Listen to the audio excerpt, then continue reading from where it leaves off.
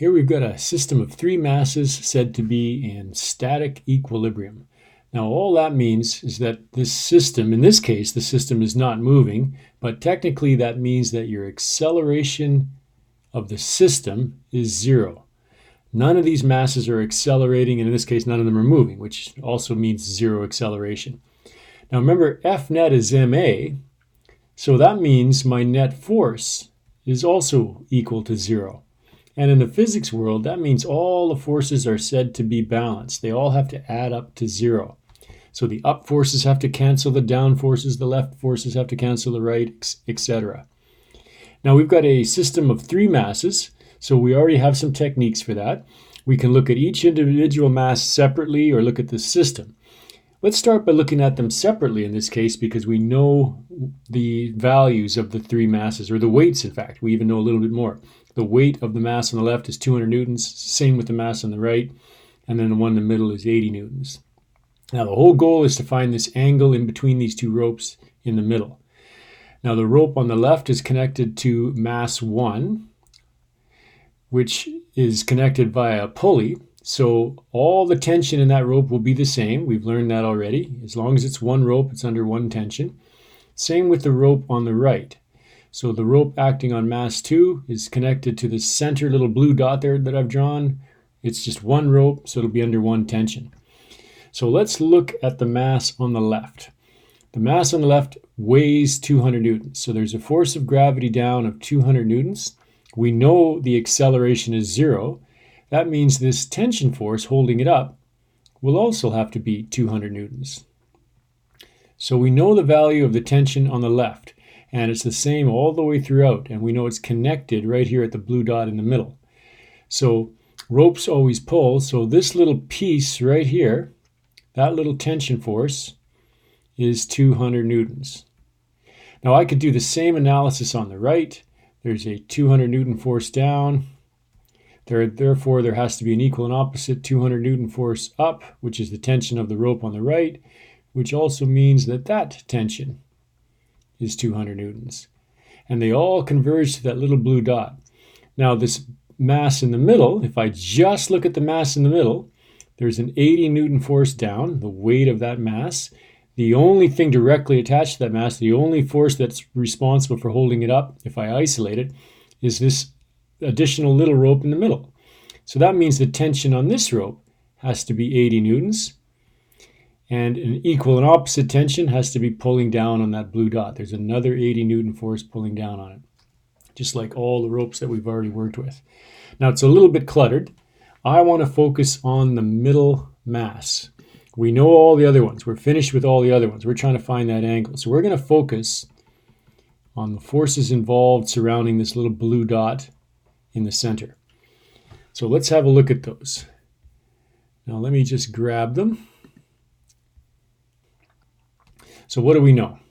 We know that tension is 200 newtons, pulling it up to the left. This one's also 200 newtons, pulling it up to the right. And this one pulling it down is 80 newtons. So obviously I haven't drawn them to scale, but we've got some idea what's going on. Now they all have to be balanced. So I'm going to leave the 81 alone. It's already vertical. It's these 200 newton forces that are at funny angles. So let's look at the components of them. If I look at the one on the right, there's an X component, which I'll just call TX, pulling it to the right. And there's also a Y component, which I'll just call tension Y, pulling it up. I don't know what this little angle is in here. I'll call it angle alpha. Now they're symmetrical. So on the other side, I also have TX. It'll be the same as this one because we want everything to balance off. Those two tensions in the X will cancel each other off. Similarly, I'll have a tension in the Y pulling up on it. And again, because of the symmetry, this angle is the same as the one on the right. Both are alpha. So we've already said this TX has to cancel off this TX. So the TX on the left has to cancel off the TX on the right to keep everything balanced. Now the forces that are acting up on this dot have to balance the forces acting down. If I look at just the vertical forces, what do I get? I get My net force, we can call that direction the y, has to be equal to 0, which means the sum of all my forces in the y have to add up to 0. Now let's just use the convention that everything up is positive, everything down is negative. So my two upward forces, Ty on the left plus Ty on the right, minus 80, which is our downward force, has to equal 0.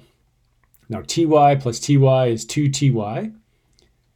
So I get 2Ty, and if I bring the 80 over to the right-hand side, in other words, add an 80 to both, 2Ty equals 80, which means the y component of my tension has to equal 40. All right, so we know now that this little component right here is 40 newtons. Same with this one, 40 newtons. Now notice we have a triangle. We know the hypotenuse, and we know the opposite side to the angle alpha. So I can use sine to figure out alpha. I'll do it in a different color. Let's do it in pink. So if I look at this triangle on the right, sine of alpha is opposite Ty over hypotenuse. And we know the opposite. Now we figured it out. It's 40 newtons over 200 newtons equals sine alpha. And if you figure out the inverse of this, or second function sine, you'll get an angle of 11.5 degrees.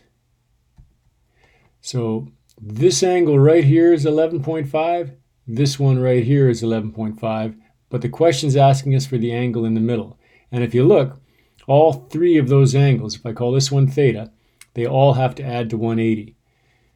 So as a final step, I've got alpha plus theta plus alpha. They all have to add to 180. My alpha was 11.5. I don't know what theta is, but I know both alphas are 11.5 degrees because of the symmetry of the question. And if I solve that for theta, I get 157 degrees.